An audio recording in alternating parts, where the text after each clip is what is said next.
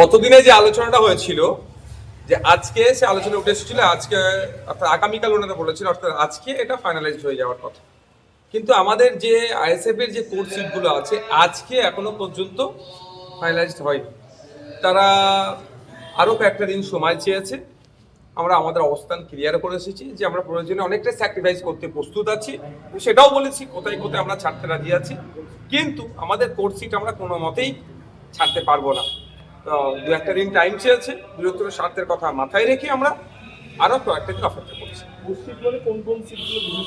দেখুন, সেগুলো যখন আমরা পাবলিক ডোমেনে নিয়ে আসছি না, আমরা টোটাল এই জোটের অবস্থানটা একটা দিন তো ফাইনালাইজ হবে। সেই সময় আমরা কতটা চেয়েছিলাম, আমাদের কোন কোর্সগুলো চেয়েছিলাম, কি হয়েছিল, সে বিস্তারিতগুলো বলতে না, ওই সংখ্যা এখন আমরা বলবো। একটা বিষয়, যখন বিজেপি তৃণমূল তারা প্রায় প্রার্থী তালিকা প্রায় চূড়ান্ত করে ফেলেছে, সেখানে এখনো বামেদের সঙ্গে আপনাদের এখনো জোটটা নিয়ে এখনো জটিলতা। না, আমরা তো এসে গেল। হ্যাঁ, আমরা চাইছি স্পিড আপ হোক, কিন্তু আলোচনা তো থাকবেই। আমাদের পার্টির মধ্যেও যেমন আলোচনা আছে, গণতন্ত্র পরিবেশ আছে, বামেদের মধ্যেও সেটা আছে, সেটা তারা বারবার বোঝাচ্ছেন। আমরা কিন্তু এটা বারবার বোঝানোর চেষ্টা করছি যে এটা স্পিড আপ হোক। তবে বৃহত্তর স্বার্থের কথা মাথায় রেখে বিজেপি তৃণমূল তো আলাদা নয়, তারা ভাগ করে নেওয়ার চেষ্টা করছে। ঠিক যেভাবে 2021-এ এনআরসিসি এর ভয় দেখিয়ে পার করেছে, এবার এসআইআর এর ভয় দেখিয়ে পার করার চেষ্টা করবে। তো আমরা তো ওই রাজনীতি করি না, আমরা মূল্যবোধের রাজনীতি করি। মানুষকে শিক্ষা, স্বাস্থ্য, কর্মসংস্থানের যে বিহাল দশা বাংলা, তার পরিবর্তন করতে হবে। একটা শিক্ষিত ছেলেরা একটা চাকরি তুলে দিতে হবে। শ্রমজীবী মানুষের শ্রমের মূল্যায়ন হচ্ছে না, কৃষকরা উৎপাদিত ফসলের দাম পাচ্ছে না, হসপিটালে গেলে সরকারি ট্রিটমেন্ট পাচ্ছে না, আপনার স্কুলের টিচার না। এই যে অব্যবস্থা চলছে, এই অব্যবস্থার পরিবর্তন করার জন্য স্যাক্রিফাইস করছে। আরেকটা বিষয়, যে মানে সমস্যাটা কোথায়, মানে সিপিএমকে নিয়ে নাকি শরীরকে নিয়ে? না, ওটা পার্টিকুলার ব্যাপার না। আমি বামেদের সাথে তো আমরা জোট করতে এসেছি, বামেদের সাথে কি আলোচনা হচ্ছে সেটা বলছি। বামেদের সাথে যে আলোচনা দাঁড়িয়েছে সেটা হচ্ছে আমাদের কয়েকটি কোর্স, আমাদের যে কোর্স সিটগুলো আছে সেইগুলো নিয়ে এখনো ফাইনালাইজ হয়নি। বাকি সিটগুলোর অনেক একটা অংশ ফাইনালাইজ হয়ে গেছে, বাকি যেটা আছে সেটার জন্য আমরা অপেক্ষা আছি। সেই সংখ্যাটা এখনো বলছি। কবের মধ্যে মোটামুটি আশা করছি? ওনারা একটা দুটো দিন টাইম চেয়েছে, আর কয়েকটি দিন টাইম চেয়েছে, হলি হয়ে যাবে।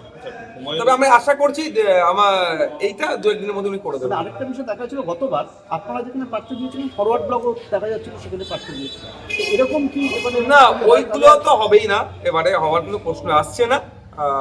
এক নম্বর কথা। দ্বিতীয় হচ্ছে, এই জন্যই তো এত আগে থেকে আমরা শুরু করেছি। আইএসএফ এত আগে থেকে কেন জোট শুরু করেছে, যে এই জন্যই যে গতবারে যেই জায়গাগুলো ফাঁক করছিল বা প্রচারের ক্ষেত্রে বুথ স্তর পর্যন্ত নামানোর ক্ষেত্রে যে সমস্যাগুলো ছিল, আর না সমস্যার সম্মুখীন হতো, এই জন্য আগে থেকে আমরা করছি।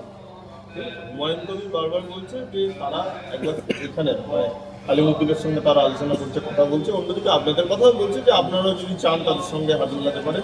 আপনারা কি ভাবছেন, এবং জোট নিয়ে এখানে মানে হুমায়ুন কবির দলের সঙ্গে এই আপনাদের জোট করতে, তার সঙ্গে কোনো আলোচনা? দেখুন, আমি আমার সাথে বেশ কয়েকটি রাজনৈতিক দল, অনেক সামাজিক সংগঠন এই জোটে আসার আহ্বান জানিয়েছে।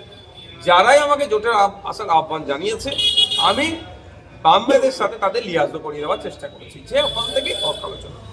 একটা জায়গায় তো একটা তো পাওয়ার হাউস হওয়া দরকার, বা একটা তো সেন্টার পয়েন্ট হওয়া দরকার। সব আমি আমার মতো আলোচনা করবো, বামেদের মতো আলোচনা করবে, আমি হলো এই সিট তোমাকে দেবো, হলো এই সিট দেবো, একটা হটস্পট হয়ে যেতে পারে। সেন্টার পয়েন্ট হিসাবে আমরা বামেদের দিকে করছি। তো সুতরাং যারা আলোচনা করছে বামেদের সাথেই করছে। হুমায়ুন কবির এলে কোনো আপত্তি নেই? দেখুন, সে প্রশ্ন তো অনেক থাকছে। এখন আমরা যে আলোচনাটা এখন বামেদের সাথে করছি, আগে আমার দিকটা ক্লিয়ার করে নিই। আমার সিট নিয়ে, যে কোর্ট সিট নিয়ে যে মন্তব্য করছে সেটা ক্লিয়ার করি, পরবর্তী পদক্ষেপ কি কি আছে সেগুলো বলবো।